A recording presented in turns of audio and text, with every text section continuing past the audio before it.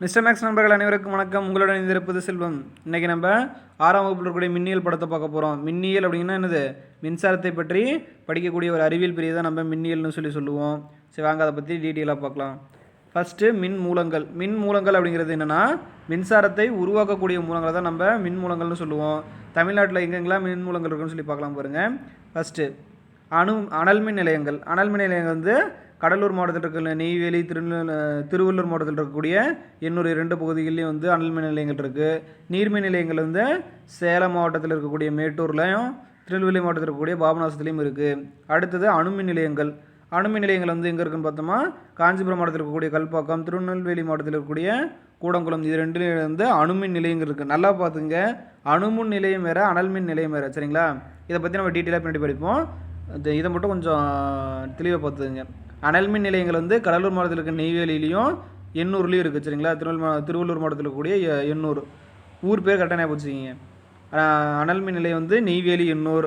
இதுவே அணுமின் நிலையம்னு வந்து பார்த்தோம்னா கல்பாக்கம், கூடங்குளம். சரிங்களா?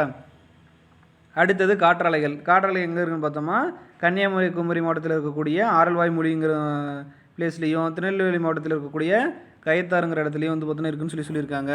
இது தவிர வந்து பார்த்தோன்னா நிறைய இடங்களில் வந்து சூரிய ஒளி தகடுகள் மூலமாகவும் நமக்கு மின்சாரம் தயாரிக்கிறதா சொல்லியிருக்காங்க. சரி, வாங்க ஃபஸ்ட்டு ஒவ்வொன்றா பார்க்கலாம்.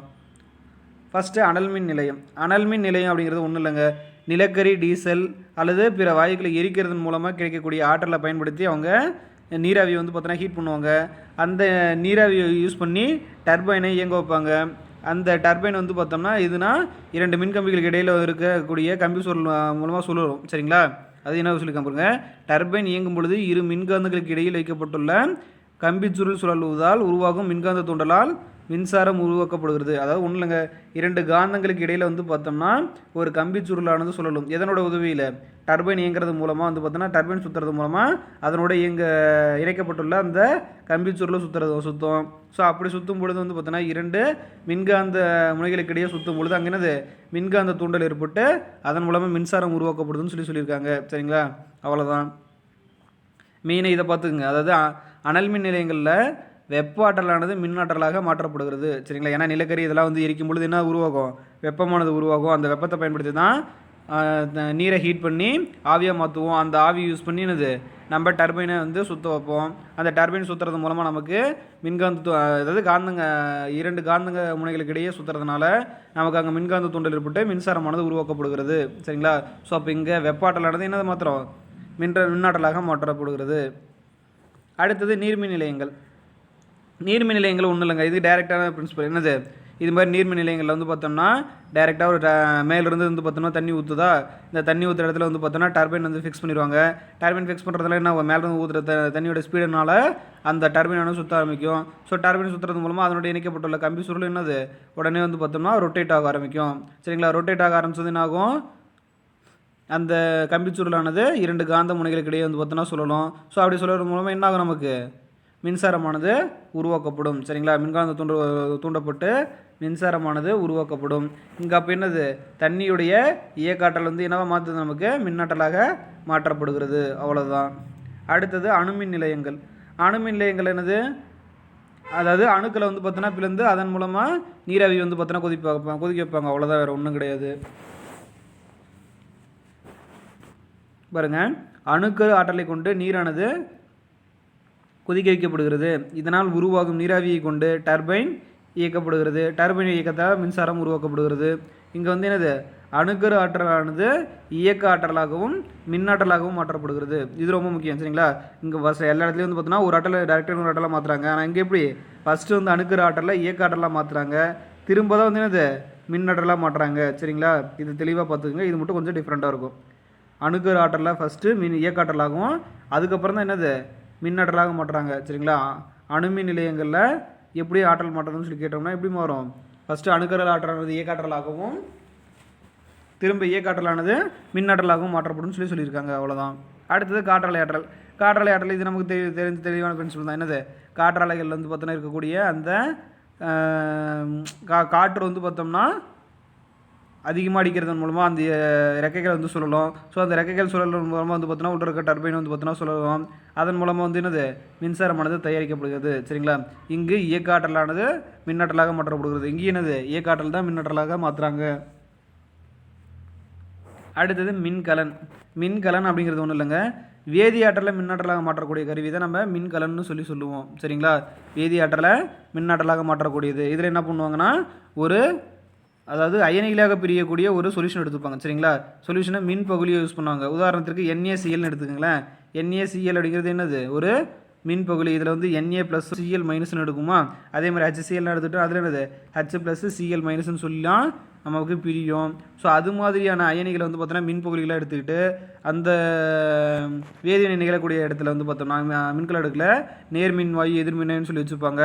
அந்த திரவத்தை வந்து பார்த்தோம்னா அதில் வந்து ஊற்றிட்டு அதை வந்து பார்த்தோன்னா இணைச்சிருவாங்க. ஸோ இணைக்கும் போது என்னாகும், எதிர்முனையிலிருந்து நேர்முனைக்கு வந்து பார்த்தோன்னா எலக்ட்ரான் ஆனது பரிமாற்றம் அடையும். அதாவது Na+ வந்து பார்த்தோன்னா என்ன ஆகும், Cl- இணைய முயற்சிக்கும். ஸோ அப்போ எலக்ட்ரான் ஆனது வந்து பார்த்தோம்னா எதிர்முனையிலிருந்து நேர்முனைக்கு போகும். ஸோ அப்போ வந்து நமக்கு என்னது மின்சாரமானது நேர்முனையிலிருந்து எதிர்முனைக்கு வரும். சரிங்களா? இதுதான் இதனுடைய பிரின்சிபல்ஸ். இதை தான் சொல்லியிருப்பாங்க. இதை வந்து பார்த்தோம்னா தொடர்ச்சியாக மின்சாரத்தை கொடுக்குறத பொறுத்து ரெண்டாக பிரிச்சிருப்பாங்க. அது என்னன்னு பாருங்கள், முதன்மை மின்கலன் மற்றும் துணை மின்கலன் சொல்லி ரெண்டாக பிரிச்சிருப்பாங்க. சரிங்களா? அதாவது தொடர்ச்சியாக வந்து பார்த்தோம்னா மின்னேற்றம் செய்ய முடியாததை நம்ம முதன்மை மின்கலன் சொல்லுவோம். இங்கே பாருங்க, இவை மின்கலன்கள் மீண்டும் மீண்டும் மின்னேற்றம் செய்யலாது. அதாவது ஒரு தடவை வந்து பார்த்தோன்னா நம்ம அதை மின்னேற்றம் செஞ்சுட்டு அடுத்த முறை வந்து நம்மளால் மின்னேற்றம் செய்ய முடியாது. அது மாதிரி இருக்கிறத நம்ம முதன்மை மின்கலன்கள் சொல்லுவோம். அது மட்டும் இல்லாமல் அதனுடைய சைஸ் வந்து பார்த்தோன்னா எப்படி ரொம்ப சின்னதாக தான் இருக்கும். எடுத்துக்காட்டு சுவர் கடிகாரம், கை கடிகாரம், ரோபோ பொம்மை, இதெல்லாம் வந்து முதன்மை முதன்களுக்கு எடுத்துக்காட்டெல்லாம் சொல்லலாம். அடுத்தது துணை மின்கலன்கள். துணை மின்கலன்கள் பார்த்தோம்னா இது என்னது, அதை வந்து பார்த்தோன்னா மீண்டும் மீண்டும் மின்னேற்றம் செய்யலாதுன்னு சொன்னோமா, இது வந்து எப்படி இது துணை மின்கலன்களை மீண்டும் மீண்டும் பல முறை மின்னேற்றம் செஞ்சுக்கலாம். அதாவது ஒரு தடவை பேட்டரி தீர்த்துச்சுன்னா திரும்ப வந்து பார்த்தோன்னா அதை மின்னேற்றமானது செய்ய இயலும். சரிங்களா? திரும்ப சார்ஜ் பண்ணிக்கலாம்னு சொல்கிறாங்க, அவ்வளோதான். இது வந்து பார்த்தோம்னா நமக்கு தேவையான சைஸுக்கு ஏற்ற மாதிரி சின்னதுலேருந்து பெருசு வரைக்கும் சைஸ் இருக்கும். அது மட்டும் இல்லாமல் இது எங்கெங்கெல்லாம் பயன்படுத்துகிறாங்க பாருங்கள், நம்ம செல்லில் யூஸ் பண்ணக்கூடிய பேட்டரி என்னது ஒரு துணை மின்கலம். இதில் வந்து சார்ஜ் வந்து பார்த்தீங்கன்னா நம்ம திரும்ப சார்ஜ் போட்டுக்கலாம். அது வந்து உள்ளங்கை அளவு இருக்கும். இதுவே காரு பஸ்ஸில் இருக்க பேட்டரிஸில் எவ்வளோ பெருசு இருக்கும். சரிங்களா? ரொம்ப பெரிதாக இருக்கும். ஸோ அதை தான் வந்து இங்கே சொல்லியிருப்பாங்க. சரிங்களா? துணை மின்கலன்கள் மிக பெரிதாகவும் கனமாகவும் இருக்குன்னு சொல்லியிருக்காங்க, அவ்வளோதான். ஏன்னா பஸ்ஸு காரில் ரொம்ப பெருசாக இருக்கும். ஸோ அதனால் அதுக்கேற்ற மாதிரி வடிவமைச்சிருப்பாங்க. சரி, இதுக்கு எடுத்துக்காட்டு பாருங்கள். துணை மின்கலன்களுக்கு கைபேசிகள், அதாவது ஒன்றும் இல்லை செல்ஃபோன் தான் சொல்கிறாங்க. மடிக்கணினிகள்லாம் இது லேப்டாப் அந்த மாதிரி சொல்கிறாங்க. அடுத்தது அவசர கால விளக்குகள் மற்றும் வாகனங்கள் ஆகியவற்றில் பயன்படுத்தப்படும் மின்கலன்கள் எல்லாமே என்னது நமக்கு துணை மின்கலன்கள் தான் சொல்லியிருக்காங்க. அடுத்தது மின்கல அடுக்கு. மின்கல அடுக்கு அப்படிங்கிறது ஒன்றும் இல்லைங்க, இதுக்கு முன்னாடி பார்த்தோம்ல மின்கலன்களை, அது வந்து தொடர்ச்சியான இணைப்புலையோ அல்லது பக்க இணைப்புலையோ சேர்த்து ஒட்டுக்காக யூஸ் பண்ணுறது தான். சரிங்களா? 2 அல்லது அதற்கு மேற்பட்ட மின்கலன்களை இணைத்து மின்கல அடுக்கு உருவாக்கப்படுகிறது. பாருங்களா, உதாரணத்துக்கு இது ஒன்று மட்டும் இருந்தால் அது மின்கலன்னு சொல்லுவோம். தொடர்ச்சியாக இது மாதிரி வரிசையாக அதை வந்து ஜாயின் பண்ணோம்னா அது என்ன சொல்லுவோம், மின்கல அடுக்குன்னு சொல்லுவோம். சரிங்களா? இது வந்து பல மின்கலன்களின் தொகுப்பு.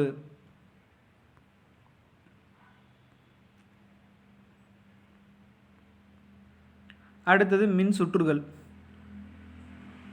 மின் சுற்றில் வந்து பார்த்தோம்னா ஒரு டார்ச் லைட் வந்து பார்த்தோன்னா எக்ஸாம்பிள் கொடுத்துருக்காங்க பாருங்கள்.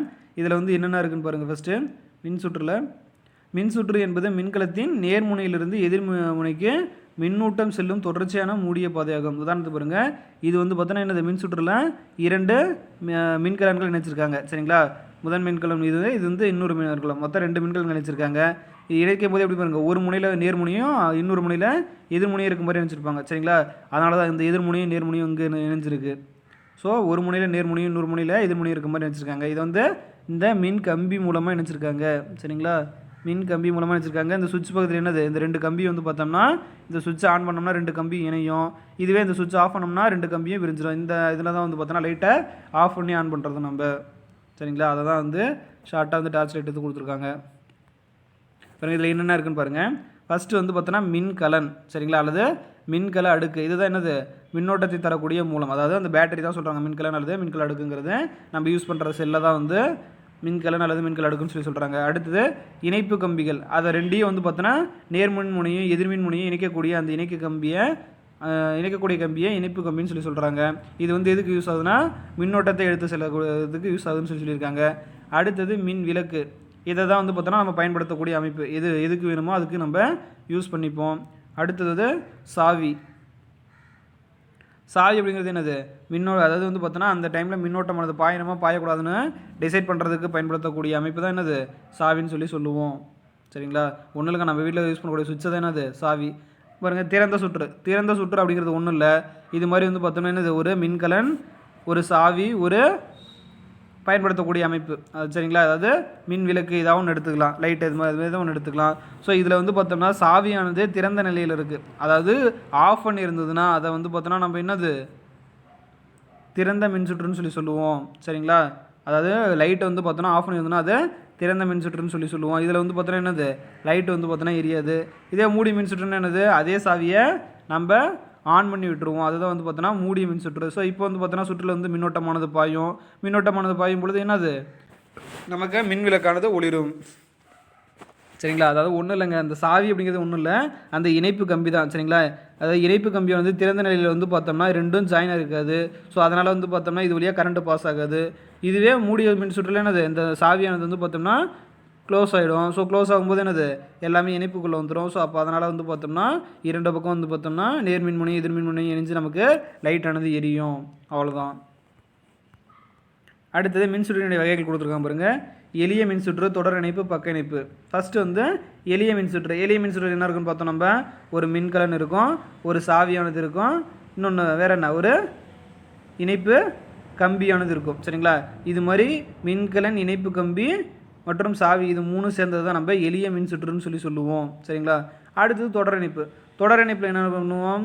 அதாவது மின் மூலத்தை வந்து பார்த்தோம்னா, அதாவது எரியக்கூடிய மின் விளக்கை வந்து பார்த்தோம்னா நம்ம வரிசையாக இணைச்சிக்கிட்டு அதிலே வந்து பார்த்தோன்னா திரும்ப அந்த எளிய மின்சுற்றை இணைக்கிறோம். ஸோ அப்படி இணைச்சோம்னா அதுக்கு பேர் தொடர் இணைப்பு. சரிங்களா? அதாவது வரிசையாக வருங்க. இதில் சாவி, மின்கலன், இணைப்பு கம்பி 3 இருக்குங்களா? இந்த 3ஐயும் வந்து பார்த்தோன்னா வரிசையாக இணைக்கப்பட்ட மின் விளக்குகளோட இணைச்சோம்னா அது பேர் தொடர் இணைப்பு. இதில் வந்து பார்த்தோம்னா என்னது? ஏதாவது இப்போ உதாரணத்திற்கு வந்து பார்த்தோம்னா இது வழியாக வந்து போகக்கூடிய இந்த இடத்துல வந்து பார்த்தோன்னா மின்சாரம் பாதிப்பு ஏற்படுதுன்னா அது டோட்டலாக என்னது? இந்த சர்க்கியூட்டே கொலாப்ஸ் ஆகிடும். சரிங்களா? அப்போ அதாவது ஒரு விளக்கு வந்து பார்த்தோன்னா பாதிக்கப்படலாம், மற்ற எல்லா விளக்குகளும் வந்து பார்த்தோன்னா என்னது?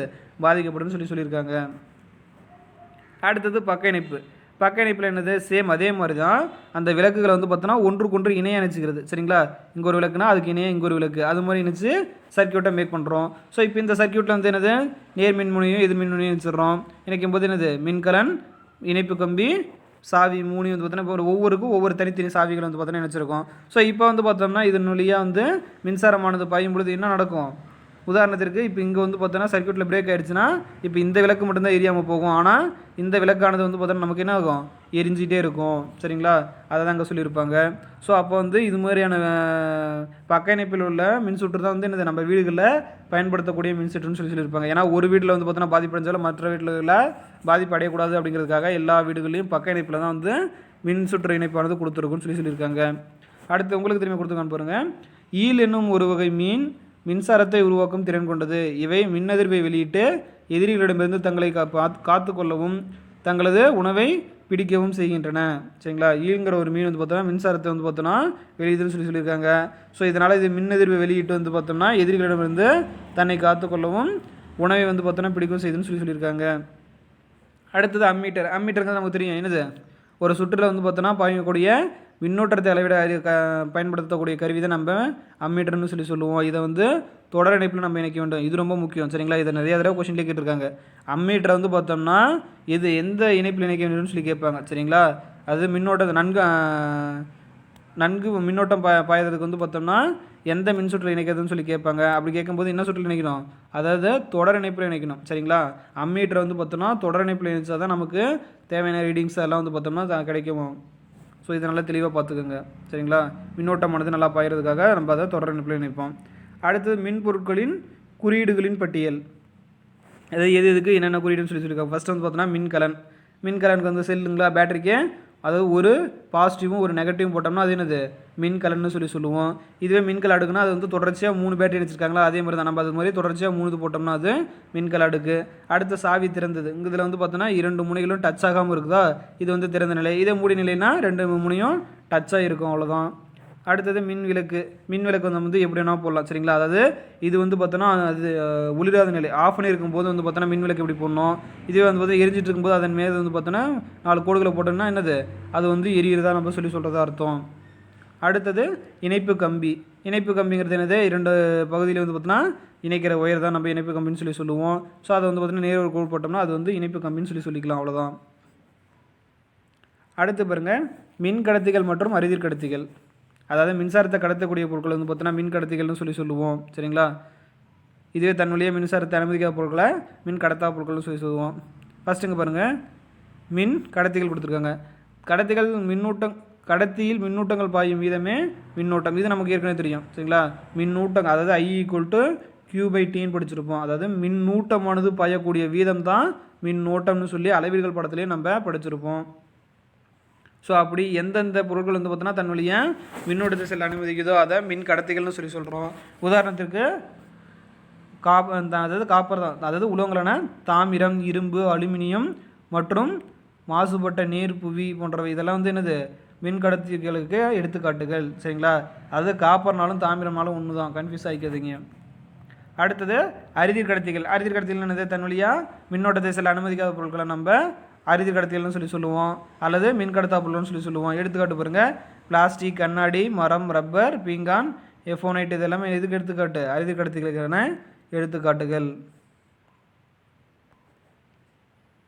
அடுத்தது பாருங்கள், ஒருவருக்கு மின்னதிர்ச்சி ஏற்பட்டால் அவரை காப்பாற்ற செய்ய வேண்டியவை. அதாவது ஒருத்தர் மின்சாரம் தாக்கிடுச்சுன்னா அதுக்கு என்ன பண்ணணும்னு பாருங்கள், மின்னதிர்வு ஏற்பட காரணமான மின் இணைப்பை அணைக்கவும், அதாவது மெயின் ஆஃப் பண்ணிடணும். அடுத்தது சாவியின் இணைப்பை துண்டிக்கும், சுவிட்ச் அல்லது பக்கத்தில் கூடிய சுவிட்சஸ் வந்து பார்த்தோன்னா ஆஃப் பண்ணிடணும். அதே டைம் அடுத்து என்ன பாருங்கள், மின்கடத்தா பொருட்களை கொண்டு அவரை மின்கம்பியின் தொடர்பிலிருந்து தள்ளவும் சரிங்களா. மின்கடத்தா பொருட்களை கொண்டு வந்து பார்த்தோன்னா அந்த கம்பியை அவர் மேலே டச் ஆகாத மாதிரி வந்து பார்த்தோன்னா தூரம் தள்ளணும்னு சொல்லியிருக்காங்க. அதுக்கப்புறம் அவருக்கு ஃபஸ்ட் எய்ட் கொடுத்து அவரை வந்து பார்த்தோன்னா ஹாஸ்பிட்டலுக்கு கூப்பிட்டு போயின்னு சொல்லியிருக்காங்க சரிங்களா. அடுத்தது மேலும் அறிந்து கொள்வோம் சொல்லியிருக்காங்க பாருங்கள். தாமஸ் ஆல்வா எடிசன் February 11, 1847 முதல் October 18, 1931 வரை 1931 வரை அவருடைய வாழ்ந்த காலம் சரிங்களா. ஓர் அமெரிக்க கண்டுபிடிப்பாளர். இவர் 1000க்கும் மேற்பட்ட உபயோகமான பொருட்களை உருவாக்கியுள்ளார்.